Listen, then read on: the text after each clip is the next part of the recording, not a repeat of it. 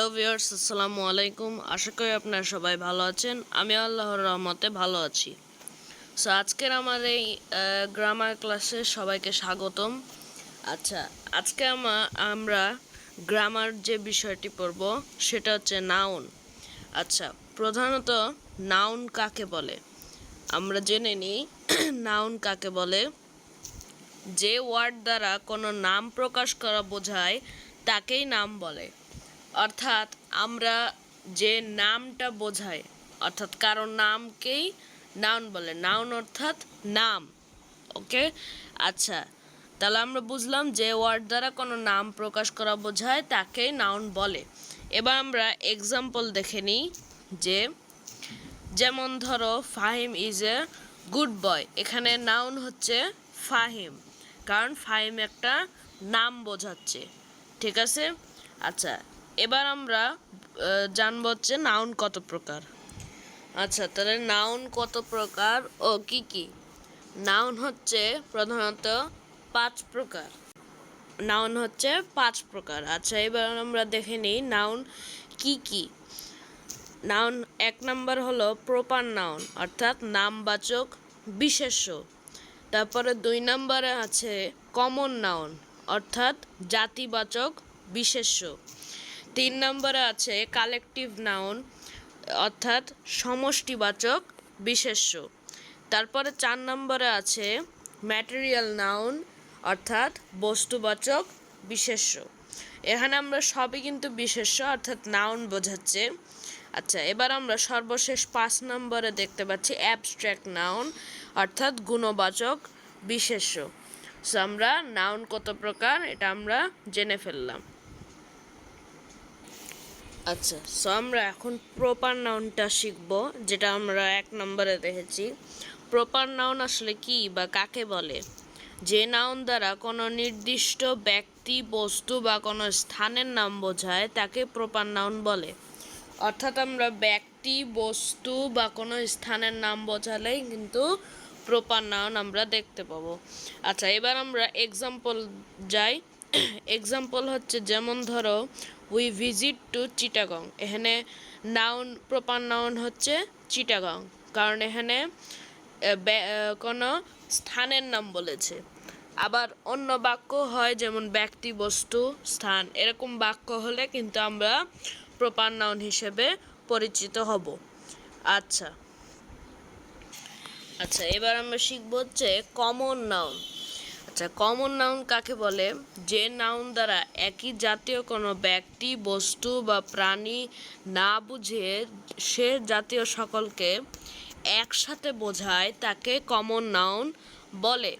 অর্থাৎ আমরা দেখতে পাচ্ছি একটা নাউন জাতীয়, মানে আমরা প্রপার নাউনে পড়েছি ব্যক্তি, বস্তু বা জায়গাকে বোঝায়, আর এখানে বলেছে বোঝা না বুঝিয়ে, মানে সে জাতীয় সকলকে একসাথে বোঝায়।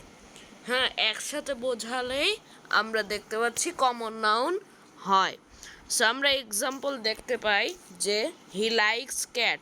এখানে কমন নাউন হচ্ছে ক্যাট, কারণ এখানে প্রাণী বোঝাচ্ছে, তাই এখানে ক্যাটটা কমন নাউন। সো আমরা কমন নাউন আশা করি বুঝতে পেরেছি। আচ্ছা, এখন আমরা শিখব হচ্ছে কালেকটিভ নাউন। আচ্ছা, কালেকটিভ নাউনটা কি? যে নাউন দ্বারা কোনো ব্যক্তি, বস্তু বা প্রাণীর সমষ্টি বোঝায় তাকে কালেকটিভ নাউন বলে। আচ্ছা, আমরা নাউন যে 3টা পড়লাম, proper noun, common noun, collective noun, এ পর্যন্ত যতগুলো আমরা নাউন পড়েছি সবগুলোই কিন্তু ব্যক্তি, বস্তু বা প্রাণী অথবা জায়গা বোঝায়, কিন্তু এখানে একটু আলাদা। যেমন এখানে কালেকটিভ নাউন আমরা পড়েছি যে সমষ্টিবাচক বিশেষ্য। আচ্ছা, কালেকটিভ অর্থাৎ সমষ্টি। আচ্ছা, এখানে ব্যক্তি, বস্তু বা প্রাণী সমষ্টি বোঝাচ্ছে। হ্যাঁ, আচ্ছা, আমরা এক্সাম্পলটা দেখলেই চিনতে পারবো। এক্সাম্পল হচ্ছে we went Sundarbans with our family. এখানে কালেকটিভ নাউন হচ্ছে ফ্যামিলি। কেন ফ্যামিলি? কারণ এখানে কোনো ব্যক্তি, বস্তু, আচ্ছা, এখানে ব্যক্তি বা বস্তু এরকম বোঝাচ্ছে। ফ্যামিলি হচ্ছে একটা দল বিশিষ্ট সমষ্টি বোঝায়। আমরা আই, উই, হি, শি, ইট, দে ইত্যাদি পড়েছি। কিন্তু এখন এই সব কয়েকটা মিলে এখানে ফ্যামিলি বোঝাচ্ছে, কারণ এখানে ফ্যামিলি একটা দল বা সমষ্টি বোঝাচ্ছে, সবাই পরিবারজনকে নিয়ে একটা সমষ্টি বোঝাচ্ছে। হ্যাঁ, তো went to Sundarbans with our family, আমরা আমাদের পরিবারকে নিয়ে সুন্দরবনে বেড়াতে গিয়েছিলাম। তাহলে এখানে ফ্যামিলি হচ্ছে কালেকটিভ নাউন, সেজন্যই বলেছে যে যে নাউন দ্বারা কোনো ব্যক্তি, বস্তু বা প্রাণীর সমষ্টি বোঝায় তাকে কালেকটিভ নাউন বলে। সো আশা করি আমরা বুঝতে পেরেছি কালেকটিভ নাউন। এবার আমরা পরেরটাতে চলে যাব। আচ্ছা, এবার আমরা পড়ব হচ্ছে material noun. So material noun কাকে বলে? ম্যাটেরিয়াল নাউন হচ্ছে যে নাউন দ্বারা কোনো ওজন বোঝায় তাকে ম্যাটেরিয়াল নাউন বলে।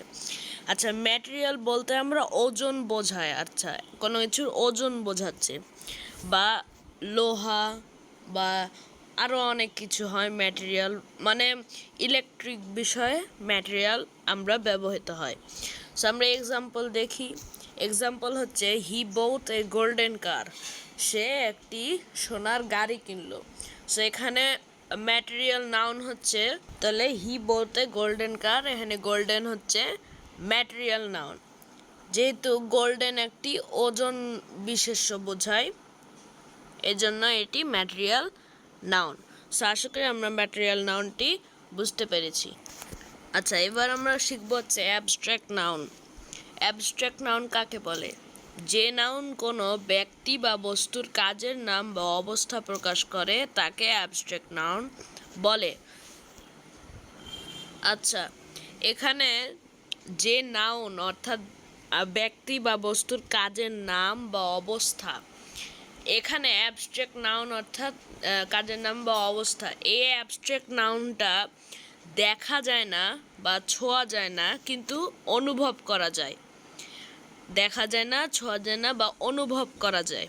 হ্যাঁ, এরকম কি, যেমন আমরা এক্সাম্পল দেখতে পাই he is a kind man, এখানে কাইন্ডটা হচ্ছে অ্যাবস্ট্রাক্ট নাউন, কেননা কাইন্ড অর্থাৎ দয়ালু, দয়ালু হচ্ছে ছোঁয়া যায় না বা দেখা যায় না, কিন্তু সেটা অনুভব করা যায়, তার মধ্যে একটা দয়ালু আছে, কিন্তু দয়ালু আমরা ছুঁতে পারবো না বা দেখতেও পারবো না।